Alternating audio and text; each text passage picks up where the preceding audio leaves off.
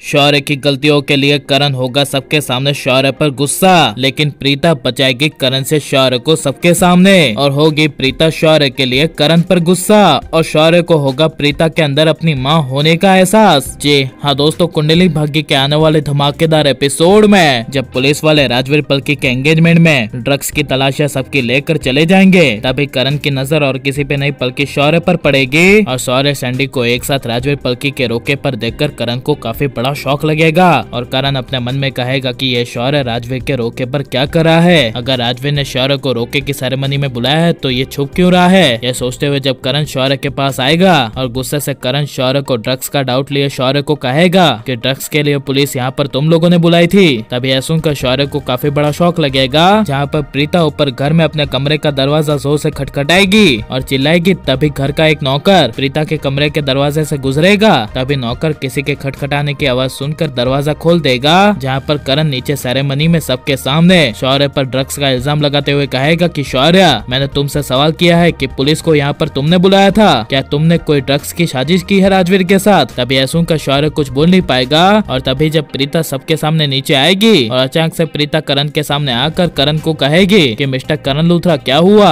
आप अपने बेटे शौर्य को क्यों डांट रहे हैं। तभी यह सुनकर करण कुछ बोल नहीं पाएगा और करण प्रीता को देखते हुए कहेगा कि प्रीता तुम यहाँ पर। तभी प्रीता कहेगी, हाँ पहले ये बताइए कि शौर्य ने किया क्या है। तभी यह सुनकर करण गुस्से से शौर्य के सामने देखते हुए शौर्य को कहेगा कि शौर्य बताओ तुमने क्या किया है। तभी यह सुनकर शौर्य प्रीता के पीछे छुपकर प्रीता को कहेगा कि मैंने कुछ नहीं किया। तभी यह सुनकर प्रीता के सामने खड़े करण को काफी ज्यादा गुस्सा आ जाएगा और गुस्से से करण शौर्य को कहेगा कि मैं बताता हूँ, तू और सैंडी दोनों मिलकर ड्रग्स को लेकर यहाँ पर भागते हुए आए हैं ताकि पुलिस भी यहाँ पर साथ में आ जाए और इसीलिए तुमने ड्रग्स के जरिए राजवीर को गिरफ्तार करवाने के लिए यह बड़ी चाल चली। यह सुनकर तभी प्रीता को करण पर काफी ज्यादा गुस्सा आ जाएगा और प्रीता करण को कोसती हुई कहेगी कि आप अपने ही बेटे को क्या कह रहे हैं, आप अपने ही बेटे पर ड्रग्स का झूठा इल्जाम लगा रहे हैं जो इसने किया ही नहीं, आप उसी का इल्जाम उस पर लगा रहे हैं। बताइए मिस्टर करण लूथरा, आपके पास क्या सबूत है कि ये आपके बेटे ने किया है या फिर आगे करेगा। यह सुनकर करण प्रीता के सामने कुछ बोल नहीं पाएगा और प्रीता के पीछे खड़े शौर्य को अपने लिए प्रीता को लड़ते हुए देख शौर्य को प्रीता के अंदर अपनी माँ दिखाई देगी और शौर्य को प्रीता में अपनी माँ होने का एहसास होगा।